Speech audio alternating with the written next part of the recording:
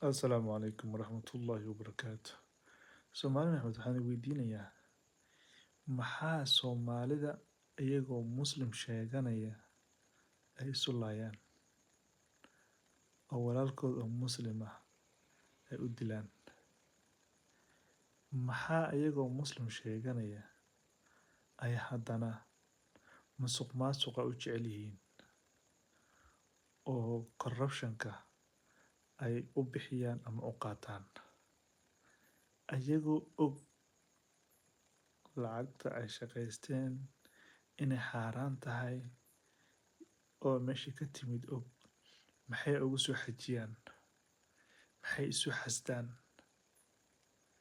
Dalkooda maxay u dhisan la'yihiin oo dalkooda dowladooda maxay u taageeri la'yihiin? Bal Soomaalida su'aalahaas ka soo jawaaba. Khayrka Allahna waafajiyo.